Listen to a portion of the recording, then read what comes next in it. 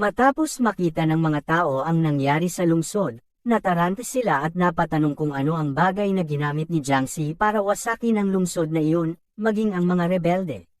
Matapos mapanood ang nangyari, naisip nila na wala ring silbi kung sakaling subukan ng mga tao na magtago sa mga shelter dahil kasing lakas ng atomic bomb ang atake ni Jiangxi. Sa barko naman na kinaroroonan ng Blood Queen, sinabi ni Tian sa Blood Queen na sa kanyang lakas ngayon, wala siyang laban sa kanya kaya huwag na niyang subukang lumaban pa. Sinabi naman ni Butterfly na kailangan nilang pigilan si Jiangxi dahil kung magpapatuloy siya, baka mapaslang na niya ang lahat ng mga tao sa mundo gaya ng ginawa niya noon sa kanilang sibilisasyon. Habang nag-uusap pa sila, dumating ang isa sa mga tauhan ng Blood Queen at iniulat sa kanya ang nangyaring pagkawasak ng mga lungsod ng mga tao, at sa kanyang hinala ay si Zombie ang may kagagawan nito. Nagmungkahi naman si Tian na magtulungan sila dahil sa kasalukuyang lakas ni Zombie ngayon, kapag napaslang na niya ang lahat ng mga tao, sila naman ang isusunod nito. Hindi tumanggi o sumang-ayon dito ang Blood Queen at sa halip ay sinabi lang niya na titingnan muna nila ang sitwasyon. Samantala, kasabay nito ay inanunsyo ng isang helicopter sa nagaganap na exchange meeting na isang nakakatakot na psychopath ang ngayon ay pumapaslang sa mga tao sa mainland ng Country B. Binanggit din nila na matapos ang pagpupulong ng dalawang presidente ng parehong bansa, nagkasundo sila na pansamantalang ay cancel ang exchange meeting dahil ang parehong bansa ay nagutos na ang lahat ng kanilang combat personnel ay nakalagay sa state of emergency. Matapos marinig ang anunsyong ito, agad na nagutos si Violet na maghanda ng isang helicopter para sa kanila patungo sa mainland ng Country B. Maging ang grupo ng Blood Queen at nina Butterfly ay nakasakay na rin sa helicopter at patungo na rin sa mainland ng Country B. Sa sandaling ito, pinakikinggan nila ang ulat sa balita na ang nangyaring insidente sa Guadalcanal ay kagagawan din ng parehong nilalang na nagwasak sa isa pang lungsod. Sa kanyang ulat, binanggit niya na sa loob lamang ng 3 minuto ay nakapaslang na siya ng higit sa 100 milyong tao, at ito ay ayon pa lamang sa unang mga ulat. Matapos marinig ito, tinanong ng isa sa mga alagad ng Blood Queen ang grupo nina Butterfly tungkol sa kung bakit galit na galit si Zombie sa mga tao. Maging ang Blood Queen ay na-curious din sa tanong na ito kaya sinabi ng babaeng may puting buhok na kaya ganoon na lamang ang galit ni Zombie sa mga tao ay dahil pinatay nila ang kanyang pamilya at ang kanyang mga tauhan. Samantala, si Jiangxi matapos gawin ang pag-atake sa lungsod ay lumipad na palayo sa lugar na iyon. Matapos makita ito ng mga tao na nanunood pa rin sa live stream, nagtataka sila kung ano ang sunod na gagawin nito. Tuwang-tuwa naman ang assistant at ang Ancient One matapos makita ang mga ginawa ni Jiangxi ngunit matapos ang sandaling kasiyahang ito, tinanong ng assistant ang Ancient One tungkol sa kanyang layunin na iligtas ang hinaharap ng mga tao at kung bakit niya sila tinutulungan dahil ang kanilang layunin ay upang paksein ang lahat ng tao sa mundong ito. Sinabi naman ng Ancient One na hindi niya naiintindihan ito. Pagkatapos nito, binuksan niya ang isang monitor at pagkatapos ay nagsalita dito. Isa pala itong live broadcast sa mga tao sa buong mundo at dito nga ay sinabi niya na siya ay isang ancient being na kanilang iniisip lamang noon. Sinabi din niya na kaya niya ginawa ang live broadcast na ito ay upang ipaalam sa kanila ang kasalukuyang nangyayari. Ngunit bago iyon, pinakita niya muna ang isang video clip kung saan makikita si Zombie at kung paano niya winasak ang kanilang sibilisasyon. Sinabi niya na ang zombing ito ang nagre-representa sa lahat ng mga zombies na nagwasak sa kanilang sibilisasyon at dagdag pa dito ay winasak din niya ang lahat ng iba pang henerasyon ng mga tao bago pa nila ito. Rin mismo ang dahilan kung bakit napigilan na ang pagdevelop ng mga tao. Sinabi din niya na hanggang sa ngayon ay nabubuhay pa rin ang zombing ito at namumuhay kasama nila kaya ito rin ang dahilan kung bakit nila nilikha ang nilalang na pumapaslang ngayon sa sangkatauhan upang gamitin ito laban sa zombing iyon. Habang natulala pa ang mga taong nanonood sa live broadcast na ito, sinabi ng Ancient One na hindi nila kailangang mag-alala dahil sa mga oras na ito ay nag-atas na siya sa mga tao na magbaon ng mga human eggs at fertilized cells sa ilalim ng lupa at pagkalipas ng ilang milyong taon, ang mga tao ay magiging tao pa din. Sinabi din niya na ang pagkawasak ng sibilisasyon na kanilang naranasan ay malapit na rin nilang mararanasan at ang lahat ng ito ay para sa development ng sangkatauhan kaya pinayuhan niya ang lahat ng mga nanunood na magpaalam na sa kanilang mga pamilya habang may oras pa. At bago tuluyang matapos ang live broadcast, sinabi niya na proud sila sa kanilang magiging kontribusyon sa sangkatauhan. Matapos ang live broadcast, nataranta na ang mga tao dahil sa nalalapit na katapusan ng kanilang pag-iral. Samantala, si Zombie na ngayon ay abala pa rin sa pangingisda ay nakarinig ng paghingi ng tulong sa isa sa kanyang mga tauhan.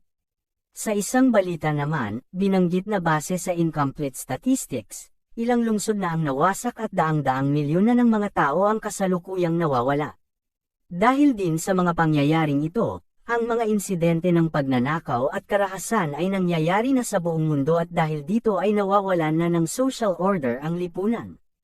Habang ang ilan namang mga sibilyan ay nagsasagawa ng protesta dahil dito, ang mundo na dating mapayapa ay nalugmok sa isang mundo na puno ng kaguluhan.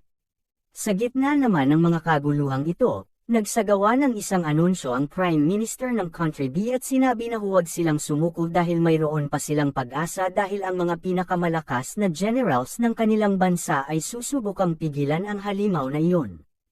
Sumang-ayon naman dito ang mga tao at isinigaw na patayin si Jiang Xi. Samantala, ang grupo ni na Butterfly ay nakarating na sa kanilang destinasyon. Habang bumababa sila sa helicopter, tinanong sila ng mga tao doon kung nasaan na ang kanilang commanding officer. Sinabi naman niya na hindi na siya nakarating dahil masama ang kanyang pakiramdam, ngunit ang totoo ay napaslang na ito ni Tian dahil hindi niya namalayan na namatay na ito noong sinakal niya siya. Kasunod nito, tinanong niya ang mga taong nandito kung ano ang kasalukuyang sitwasyon. Sinabi nila na sa kanilang harapan ay makikita ang CTG na kung saan ay pinaslang na ni Jiang Xi ang lahat ng mga tao. Upang mapigilan siya na wasakin pa ang mga kalapit na lungsod, nagpadala sila ng ilang libong high-ranking officers at sundalo para pigilan siya, ngunit sa sandaling ito ay wala pa silang ideya kung ano ang nangyari sa kanila. Matapos marinig ang ulat, sinabi niya sa sundalo na padaanin sila, ngunit tumutol dito ang sundalo at sinabi na sa kanilang rank na captain ay para lamang silang tumakbo patungo sa kanilang kamatayan. Kaya pinayuhan niya sila na antayin ang kanilang commanding officer, ngunit hindi sumang-ayon dito si Tian at nilapitan siya dahil pag-aaksaya lamang ito ng oras kung hihintayin pa niya ang mga iyon. Habang nangyayari pa ito, dumating sina Lanky at Violet at gaya ng grupo ni na Butterfly, tinanong din ng mga ito kung sino sila. Dito sinabi ni Violet na sila ay miyembro ng Second Fleet ng Country A at nagtungo agad sila dito dahil malapit lang sila sa lugar. Ngunit iba sa pagtrato na. Tinanggap ng grupo ni na Butterfly, natuwa ang sundalo dahil ang kanilang ranggo ay katumbas ng kanilang mga general ng kanilang bansa. Kasunod nito, inactivate na nila ang kanilang alert protocols at habang binubuksan pa nila ang daan, napansin ni Violet si Blood Queen at tinanong ito kung ano ang ginagawa niya doon. Sinabi naman nito sa kanya na kung hindi ba pwedeng napadaan lamang siya sa lugar na ito. Sinabi din niya na itatanong din sana niya ang kaparehong bagay at kung bakit nabaliw ng ganoon ang kanilang pinuno na si Zombie. Hindi naman nakasagot si Violet sa tanong na iyon. Nang mapansin ni Butterfly ito, tinanong niya kung pamilyar ba sila sa isa't isa. Sinabi naman ng Blood Queen na nagkaroon lamang sila ng isang laban noon. Kasunod nito, tinanong nila kung bakit may mga reporter sa lugar na iyon. Sinabi naman ng reporter na dahil sa napakaraming generals at mga CEO kaya hindi sila natatakot. Nang tanungin naman nila kung gaano karaming tao ang kanilang ipinadala, sinabi nito na ilang daang generals at kulang-kulang 1,000 lieutenant generals.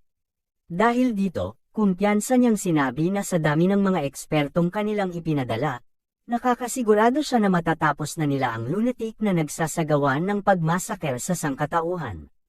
Nang marinig naman ni Violet ang mga datos na ito, sinabi niya na tunay ngang ang Country B ay malakas at maimpluwensya. Ngunit habang nag-uusap pa ang mga ito, napansin ni Lanky ang isang bagay sa di kalayuan at nang ituro niya ito sa kanyang mga kasamahan, nakita nila na ang mga generals na kanilang ipinadala ay napaslang na at naging parang isang bundok ng mga bangkay. Labis na nagulat ang lahat ng mga nakakita nito at hindi makapaniwala na ganoon lamang kadaling natalo ang napakaraming mga generals na kanilang ipinadala. Samantala, kasalukuyang hinihila ni Jiang Xi ang isa pa sa mga generals na kanyang napaslang at idinagdag ito sa bundok ng mga bangkay. Habang ginagawa pa niya ito, napansin niya ang isang bagay at napalingon sa kinaroroonan ni Violet. Maging sina Violet ay nakita rin ang mga paparating na mga helicopter at mula dito ay bumaba ang mga generals ng Country B. Pagkatapos ay nagbigay siya ng utos na lahat ng ranggo na mas mababa sa general ay kailangang umatras sa laban na ito at ipaubaya na sa kanila ang paglaban sa halimaw. Namangha naman si Violet matapos makita ang napakaraming high-rankang combat personnel.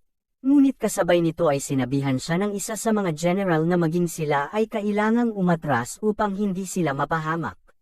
Samantala, relax si Jiang Xi habang nakaupo sa tuktok ng mga bangkay ng mga generals na kanyang napaslang na para bang ito ay kanyang trono. Sa sandaling ito, nagsimula nang lumapit ang mga generals ng Country B patungo sa kinaroroonan ni Jiang Xi at nang makita niya ang mga ito, nagsimula siyang tumawa. Dahil sa ginawa niyang ito, nagalit ang mga generals at nakaramdam na minamaliit sila, kaya sinabihan nila siya na huwag nang magpanggap dahil ang kanilang propesyon ay specialized para patayin ang mga halimaw na katulad niya. Samantala, ang mga taong kasalukuyang nanunood ng mga kaganapang ito ay napasigaw ng pagbubunyi dahil iniisip nila na sa dami ng mga generals na iyon, matatapos na ang banta sa kanilang mga buhay. Sa kinaroroonan naman ng grupo ni Nalangki, Blood Queen, at Butterfly, nanginginig sila sa takot dahil hindi sila makapaniwala kung ito ba talaga ang zombie na nakilala nila noon. Kasunod nito, bigla namang tumawa ng malakas si Jiang Xi at pagkatapos niyang gawin iyon, nabuo sa kalangitan ang tila buhawin ng mga ulap.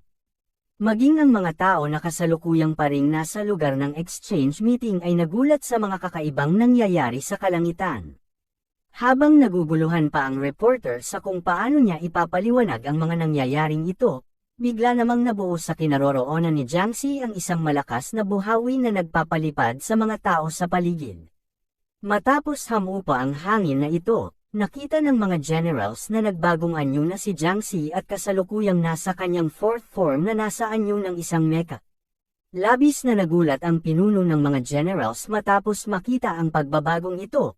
Ngunit sinubukang pakalme ng isa sa mga ito ang kanyang mga kasamahan at sinabi na nagpapakitang gilas lamang ito.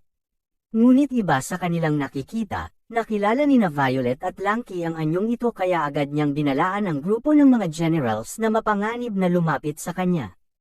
Ngunit hindi siya pinakinggan ng mga ito at sa halip ay nagsagawa ng sabay-sabay na pag-atake patungo kay Jiang Xi. Ngunit sa kabila ng lahat ng nakaambang mga pag-atake, nanatili pa rin si Jiang Xi sa kanyang kinatatayuan. Kasunod nito, ang mga taong umatake sa kanya ay nagsimulang makompress ang mga katawan at unti-unting napipi na parang mga lata. Nagulat naman ang grupo ni Violet at napatanong kung ano ang nangyayaring ito. Ngunit makalipas lamang ang ilang sandali, ang pinagmamalaki ng Country B na mga generals ay ngayon ay napipi na lahat na parang mga lata. Ang mga tao naman na kanina ay nagbubunyi para sa tagumpay ng kanilang mga generals ay ngayon ay natulala matapos masaksihan ang pagpaslang sa mga generals. Dahil sa mga nangyari, agad na iniutos ng Blood Queen sa kanyang mga kasamahan na tumakbo na dahil batid niya na wala silang laban sa kanya. Napansin niya na sa paglalabas lamang nito ng kanyang aura, nagawa niyang i-compress ang space sa paligid kaya niya nagawang mapipi na parang mga lata ang mga generals na sumugod kanina. Habang nasa kalagitnaan pa ng pagbibigay babala sa kanyang mga kasamahan, bigla siyang may naramdaman sa kanyang dibdib at dito nga ay nagkaroon ng malaking butas na labis na ikinagulat ng kanyang mga alagad. Pagkatapos nito, unti-unti siyang nanghina at napaluhod, tinatanong kung kailan ito nangyari. Samantala, sa sandaling ito, si Violet naman ang naging target ni Jiang Xi kaya sinubukan siyang balaan ni Lanky ngunit hindi siya papayag na mamatay ng ganoon lamang kaya nagpalit siya ng kanyang anyo patungo sa kanyang second form at agad na sumugod patungo kay Jiang Xi. Ngunit bago pa niya magawang maatake ito, bigla siyang sinuntok nito sa kanyang sikmura at dahil sa lakas ng atak na iyon, agad na natanggal ang kanyang second form. Ngunit hindi rin pinalampas ni Lanky ang pagkakataon at agad na nagsagawa ng pag-atake mula sa likuran ni Jiangxi. Ngunit sa pagpapalabas lamang nito ng kanyang aura, nagsitaw-sikan papalayo ang lahat ng mga tao sa kanyang paligid at nagdulot pa nga kay Lanky na tumilapon sa malayong lugar at matanggal din ang kanyang second form. Samantala, ang mga tauhan ni Zombie na kasalukuyang pinapanood ang mga nangyayari ay nakita na ang ginamit ni Jiangxi ay ang fourth form ng kanilang hari. Sinabi naman ni Blackie na ang aura na inilalabas nito ay kaparehong-kapareho ng sa kanilang hari kaya naguguluhan siya kung ito ba talaga ang kanilang hari. Sinabi naman ni Ago na dahil wala ang kanilang hari dito, kaya siya na ngayon ang in charge at pagkatapos ay tinanong niya kung dapat na ba silang pumunta doon at pigilan siya. Sinabi naman ni Blackie na kung ito nga talaga ang kanilang hari, wala silang magagawa kundi sundin ang kanyang desisyon. Sinabi pa nga niya na hindi naman ito ang unang beses na ginawa ng kanilang hari ang pagpaslang sa buong sibilisasyon ng mga tao. Sumang-ayon naman dito si Piccolo at si Agu ngunit iba sa kanila ay hindi sumang-ayon silang sa ideyang ito at sinabi na kung iniisip ba talaga nila na ang kanilang nakikita ngayon ay ang kanilang hari dahil malinaw naman na ipinakikita na kinuha lamang nito ang genes ng kanilang hari dahil maging ang anyo nito ay nagbago din. Sinabi din niya na alam naman nila kung gaano kalaking effort ang ginawa ng kanilang hari para lamang makamit ang kapayapaan na tinatamasa nila ngayon kaya sa kanyang palagay ang kanilang hari ay hindi nagagawa ng isang malawakang pagpaslang na gaya nito dahil para sa kanya ang kanilang hari ay kasalukuyang mayroong higit na mataas na layunin kaysa sa halimaw na nakikita nila ngayon. Sumang-ayon din dito si Shasha at sinabi na tama silang na ang nilalang na kanilang nakikita ngayon ay hindi ang kanilang hari. Samantala, sa kinaroroonan ni Jiangxi ay makikitang nakahandusay na sa lupa si Butterfly at sinusubukan pang tumayo dahil nakikita niya na ngayon ay hawak sa ulo ni Jiangxi si Tian at sinabihan siya na nadidisappoint siya dahil nag-transform pa siya sa ganitong anyo para lamang makipaglaro sa kanila, ngunit kahit sa kanyang orihinal na anyo ay kaya niyang durugan sila ng walang kahirap-hirap. Matapos namang bumagsak ito ng tuluyan sa lupa, sinabi ni Jiangxi na napaka-boring ng kanilang laban dahil para lamang siyang nambubuli ng mga bata. Kasunod nito ay sinabihan niya sila na babalik siya dito pagkatapos niyang paslangin ang lahat ng mga tao sa mundong ito. Habang sinasabi niya ito, napuno ng takot ang lahat ng mga tao na nakapanood at nakarinig sa kanyang mga sinabi at kasunod nito ay lumipad na siya patungo sa kanyang susunod na wawasaking lungsod. Matapos naman itong makaalis sa lugar, napapamura ang babaeng may puting buhok at humingi ng paumanhin dahil wala siyang naitulong sa kanila. Si Violet naman ay hindi makapaniwala sa nangyari dahil sa isang atake lamang ay natalo silang lahat, maging ang Blood Queen ay nahihirapang makarecover sa kanyang tinamong pinsala kahit na sa kabila ng kanyang pagiging immortal. Samantala, si Zombie na ngayon ay nasa Antarctica pa rin ay tila may naramdaman ngunit nabaling ang kanyang atensyon nang tawagin siya ng kanyang tauhan dahil may nahuli na silang isda. Kasabay nito, binanggit ng isang live broadcast sa lahat ng kanilang mga manunood sa buong mundo na kasalukuyan silang humaharap sa isang napakamapanganib na krisis dahil sa loob lamang ng kalahating oras ay libo-libong mga lungsod na ang nawasak at ang misteryosong individual ay hindi nagpapakita ng anumang senyales na hihinto ito sa kanyang ginagawang paglipol sa sangkatauhan. Binanggit din nito na ang sunod nitong target ay isang bagong lungsod na matatagpuan sa ika-30 parallel north. Matapos namang marinig ito, agad na napagtanto ng grupo. Ninablaki na ang tinutukoy ng mga ito ay ang kanilang lungsod. Kasabay nito, dumating na si Jiangxi sa labas na bahagi ng kanilang lungsod. Nang maramdaman nilang ang presensya nito, sinabi niya sa kanyang mga kasamahan na kung gusto ba talaga nilang masaksihan ang pagkawasak ng lungsod ng kanilang hari dahil kung wala silang gagawin ay siya na mismo ang kikilos. Matapos naman siyang umalis, sinabi ni Blackie na masyado pa siyang bata at padalos-dalos. Kasunod nito, nagbagong anyo na siya sa kanyang higanteng anyo sa pagtatangka na protektahan ang kanilang lungsod. Samantala, nagpatuloy pa ang emergency broadcast at sinabi sa mga tao sa buong mundo na ang araw na ito ay isang nakakalungkot na araw dahil mahigit sa kalahati ng populasyon ng tao sa buong mundo ay napaslang na, at sa kanilang experience, ito na ang pinakamatinding disaster na kinaharap ng sangkatauhan. Sa sandaling ito, napansin ni Jiangxi na napaka-interesante ng lungsod na ito dahil magkasamang namumuhay ang mga tao at mga zombie. Sa harapan naman niya, makikita si Shasha na ngayon ay sinusubukang pinigilan siya sa kanyang balak gawin. Sinabi pa niya na kung nakalimutan na ba niya sila dahil ito ay ang kanyang lungsod. Sinabi naman ni Jiangxi na hindi niya siya kilala at wala siyang ideya kung sino siya. Kasabay nito, nagsagawa rin ng anunsyo ang presidente ng Country A at sinabi niya na habang humahawak pa sila sa liwanag, hindi sila tuluyang mapupuksa. Matapos namang marinig ang sinabi ni Jiangxi, napagtanto niya na hindi talaga ito ang kanilang hari kaya agad siyang sumugod patungo kay Jiangxi ngunit naglabas lamang ito ng kanyang aura na nagpangyari sa kanya na mapalipad sa di kalayuan. Samantala, sa sandali ding iyon, bumagsak sa isang gusali ang isang bagay at iyon ay walang iba kundi ang ating bida na si Zombie. Dahil dito, magsisimula na ang tunay na laban upang malaman kung sino ang pinakamalakas sa kanilang dalawa.